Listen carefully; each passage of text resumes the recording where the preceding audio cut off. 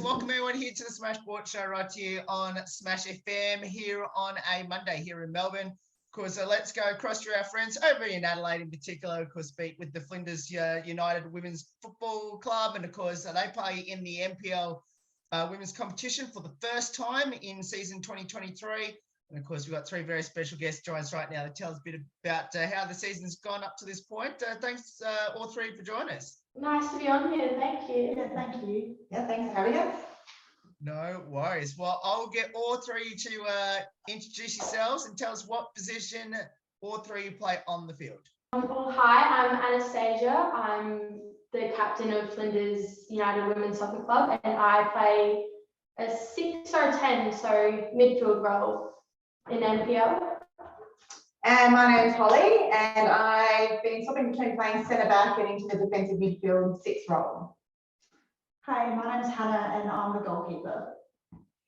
Season up in NPL. How's the team found it for the first month or so? I think we've been getting there, definitely. We had a tough pre-season. We all worked hard to reach the standard that we are at now, and we're definitely competing against all the other teams in the NPL over the first 4 rounds that we've had. And I think the score lines have proven that. Yeah, and I think just it's building our confidence and the belief that we can compete at this level and that we are good enough. So I think every game we've been gaining confidence and getting that belief in ourselves and the way that we play. Yeah, I just think we've had a strong start considering we've had the 2 losses and a draw. But the 2 losses have been very competitive, so I don't think it reflects like the score and how we played. So yeah, it's been a good start.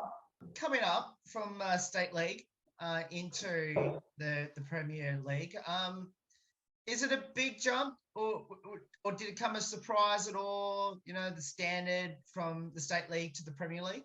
I think there's definitely a big jump, but the way that Joel, our coach, has prepared us and we've all prepared each other, we've definitely met the standard, and we had actually a 1-0 loss to the top team in NPL at the moment on the weekend, so we're definitely ready for what's coming our way. I think the physicality and the speed of the game is definitely a lot more than what we experienced in State League. I think probably, particularly in our first match, we found that that was a bit of a weakness for us, matching that physicality and the speed of the game. But over the last couple of weeks, I think we've kind of found that rhythm and gained a little bit more now of what we have to do in the WNPL, because there is those differences from State League. Yeah, definitely the speed of it and fitness wise. Yeah, it's definitely a lot tougher, but I think we've adapted to it pretty well. And it's unforgiving, sorry, too. So any mistake you make in WNPL, you're punished. Whereas in State League, we had a little bit more time to you know, fix a little error or something that we made. Whereas, and I think the goals we've conceded mainly have come from us making a silly error and then being punished for that. So that's something we have to get used to from State League. I have to ask then, you know, you had a close game on Friday. I guess what did you learn from that game against the top team? What did you take out of that game heading to your next game, which I think it's after Easter? Yeah, we've got a cup game coming up on Thursday, but yeah, the next WNPL game is after Easter. I think again, for me, it's that belief in ourselves that we deserve to be here and we can do this. And we still, I think, are holding back a little bit. Kind of maybe that fear of making a mistake, that fear of getting too tired, or will I make the wrong pass or make the wrong decision? And on the other night, it proved to us that we actually can compete with the top team. And for the most part, our shape and our structure and the way we were particularly defending was very successful. And now we just have to build from that and be a bit more patient in possession and learn how to take our chances when we've got them. Yeah, I think as Holly said, it's definitely just all about confidence and belief at this point. We tactically and technically, we're competing against the top team, and we just need to believe that we can do it. And I think after the only 1-0 loss against them, we definitely have the belief coming into the next few weeks. I don't really have much to add on that. That was pretty spot on. Definitely belief. How's the preparations for the cup game? Haven't really done much, have we? Well, I mean, I guess just going off our pre-season and off our first few games, and it's good because we played against South Adelaide last year, so we know what they're like. So that's going to be a big plus for us. Hoping we're a lot fitter than them, so we can. Well, they don't do the substitute that we do, so that's it to our advantage as well. So yeah, We're playing at home, so it's always a good vibe. We always, you know, play our best when we're in our own home ground. We should have a pretty good crowd. So I think I'm pretty excited actually for this game. All three are in the leadership group, am I correct? Yep. Yep. Yep. Okay. So I'll start with the vice captains first before I talk to your captain there. So what does it mean to be the vice captain of the very first, I guess, NPL women's team at Flinders? For me, I was totally unexpected for me. I'm a lot older than these girls, so I kind of felt honoured because we were actually able. This is the first year we voted for our leadership group, so the team actually had a say, and I was just really honoured that even though I am a lot older than these girls, they still valued my input and my opinion, and they were happy to put me forward in a leadership position. So yeah, I was pretty chuffed to be able to get this role actually. Yeah, I was pretty honoured for Joel to ask me to be a part of the leadership group. I've done a bit of like leading in other sports and jobs and stuff, so I haven't really been a leader in a soccer team before, and that's something I've always wanted to do. So to get that opportunity was really good, and as a goalkeeper, I think that's important for my role, so I can be confident in the back lines towards my defence and the whole team as well. So I was really happy with that. Anastasia, obviously a pretty important role yourself as well as being captain. What did that mean to you? And very similar question I just asked the other two. I'm going to ask you the same question. What does that mean to you? And I guess, and especially being the very first one, the captain the NPL women's team.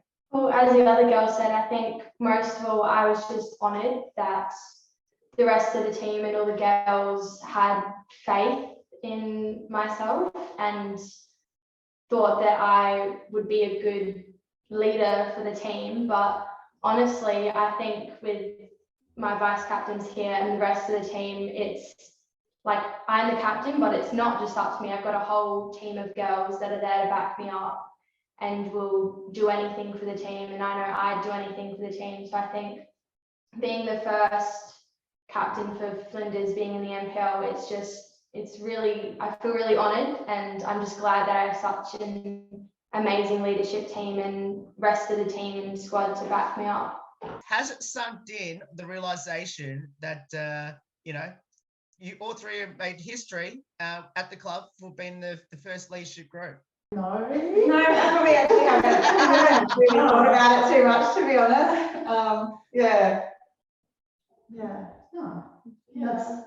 That's not a silly question. That's something I genuinely haven't thought of. I'm like, oh yeah.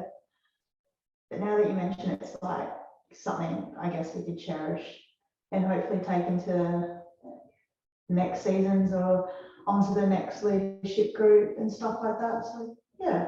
It's actually pretty good too. In a sense, we're a relatively new club because last year we actually merged two clubs together to form Flinders United. So there was Cumberland that was junior based and Flinders United that was seniors. And so we came together last year and have just grown in our numbers and in our culture. And I think that in itself is such a great thing to be the first leaders in our WMPL team and to actually have been so successful in the first year that we had this amalgamation to earn that promotion into WMPL. Like it's just been a really amazing thing for us. Yeah, and even though we probably don't see it in that way, hopefully that a lot of other younger girls and other girls on the team see us as role models, and hopefully we can be the best version of ourselves and be players that others can look up to. How did all three get involved in the World Game, and why did you choose it? I actually started when I was 6 years old, and it was because my brother was playing, so I wanted to play as well. When I first started, I was the only girl in the competition. And so I've seen lots of changes since I first started. But yeah, pretty much it was because my brother played and I wanted to play as well. Yeah, I started when I was 6 as well, and I don't have any soccer relations in my family at all. I think my parents just wanted us to do a sport. The school was offering it at the time, so just did that, and then yeah, it was not too bad at it, so just kept going until now, I guess. So yeah. I think I started playing when I was in about year 4 or 5 at my primary school, and I had a very strong dislike towards netball, so I thought I'd join the soccer team, and much like probably the other girls, I was one of the only girls on the team, and I only joined club when I was about 12, I think, because my next door neighbour said, look, I'm playing at a girls club, we need more girls to come out, and I was like, yeah, sure, I'll come out. I love the start of your answer there. So, okay, so all three mentioned right at the start what position you'll play on the field. If you had a dream position, we'd love to convince your coaches to put you, where that be, please be honest, even though I'm pretty sure your coaches might be in the room. I love the midfield, so I like the freedom and the creativity that you have with the midfield. So I'm quite happy whenever I'm playing in the midfield, whether it be defensive or attacking. Yeah. I think I have swapped around a lot. I think I started as a defender, then I was a striker, and then I was a winger. And it was only actually last season where Joel, our coach, put me back into the midfield, and I was like, hey, I think this is my position now. Yeah, I played mainly midfield growing up and only started keeping the last few years. So I recently, sometimes I don't want to play in goals. I just sort of want to play defense. I like holding onto the ball and looking for passes, but I also like shooting, so striker would be good. Sorry, Hannah, I need to ask you this question, being the goalkeeper. You mentioned about just before that you want to hopefully go up forward. Have you at least tried to convince him and No, not at all, but I've definitely tried to score goals from goalkeeper. I've just tried to kick it as hard as I can and try to shoot, but yeah, haven't had any luck yet. There's no way he'll let her go up front. She's too good in goals. Yeah, I don't think that's going to happen. Unless I break a thumb or something, but even then, I don't think he'd want me on the field. What does the Sport of the World Game mean to all three, especially being part of Flinders United? For me, it's about connection and about just growth and development and the people around you, the people that you meet. The football, obviously, playing the game is a big part of it, but it's the club and the culture and the girls, and that you'll do anything for each other, regardless if it's on the field or off the field. It's about the connection that you get with the people. Yeah, I think it's definitely about the connection, and not only with people on your own team, but when you play for long enough, you make connections with people on other teams. And people often talk about white line fever, where you step across the line and no one's your friend, but as soon as the final whistle blows, then it's hugs all around and handshakes, and it's just really good to be a part of something bigger. Yeah, I feel like the culture definitely, this club probably has the best culture in the state. I'm just putting it out there. We have very high standards for that. We don't feel like individuals here. We feel like a family, and when I'm not playing or training, I love coming and watching other teams. And I think we have so many players in the lower divisions who do the same. And that's like the one thing I love about this club is how everyone gets around each other. I'm going to ask a very important question to all three, which is, what have all three learnt from each other on and off the field?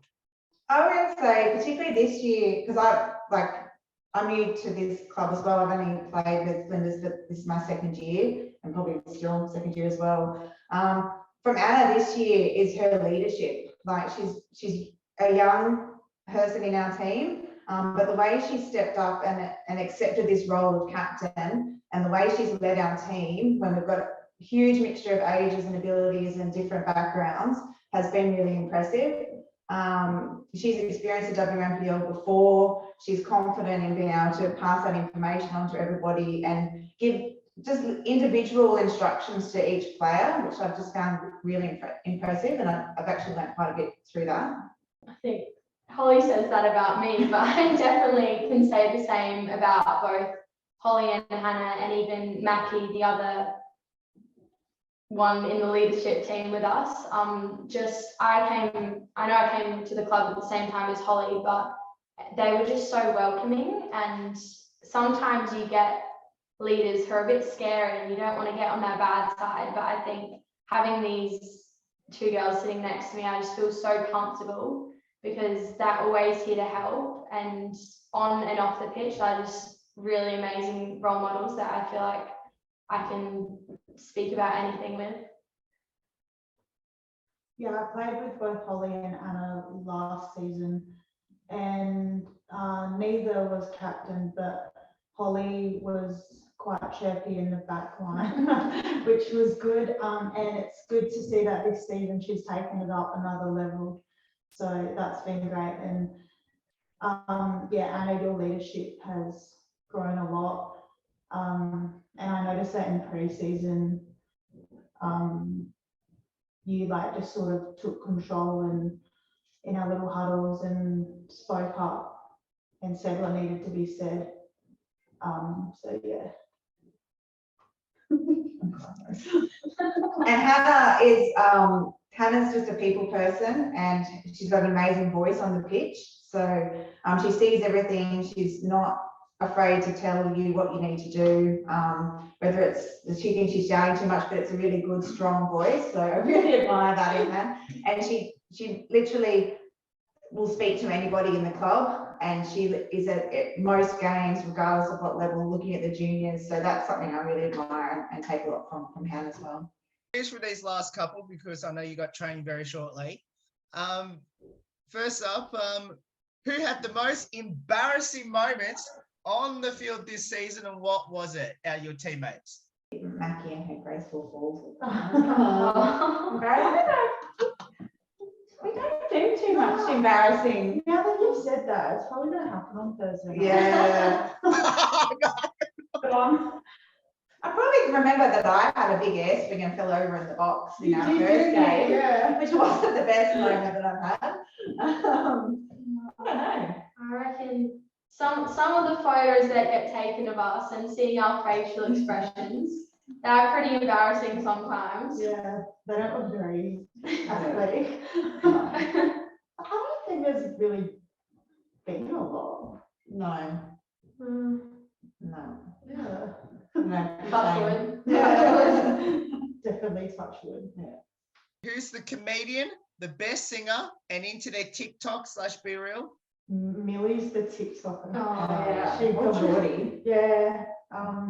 One of them racks up a few views and rates her dancing, so that's Millie. Yeah. Who's a comedian? I reckon Hannah's a bit of a comedian Yeah. over here, honestly. Oh, yeah, no. Then it would be Hannah. It's more the dirty comments. Yeah.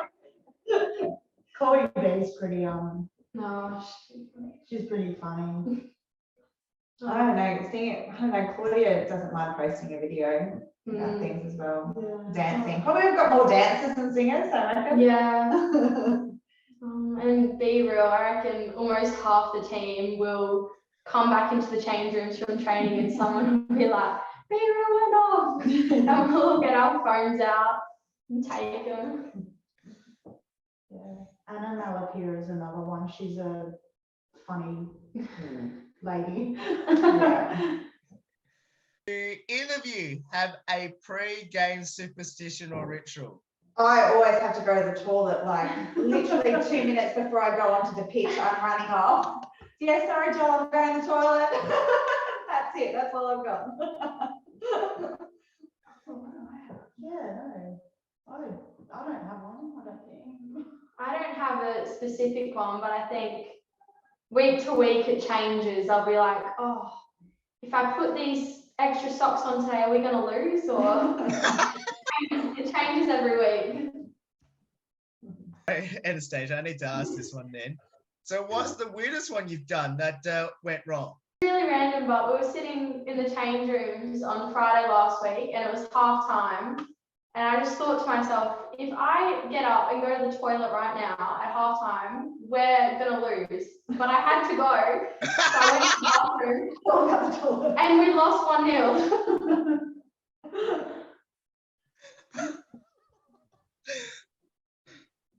Okay. Sorry, guys. Really not a superstitious team. Yeah. We'll finish with these last two. The first one is, what would be your advice to people that should get involved in the World Game, considering this is actually a World Cup year? I just think for friendships, for a bit of fun, a bit of exercise, yeah. I think like the beautiful thing about soccer is that we've got something that can cater for any level. So particularly at this club here, we've had mums who have started to play in their 50s because we've got a team that they can play just because they saw their daughters play and wanted to get out there, meet some new people, have some fun, get fit.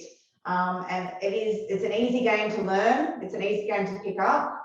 And there are so many different levels and clubs out there that it's so accessible for anybody to play. And once you start, you just will want to keep playing.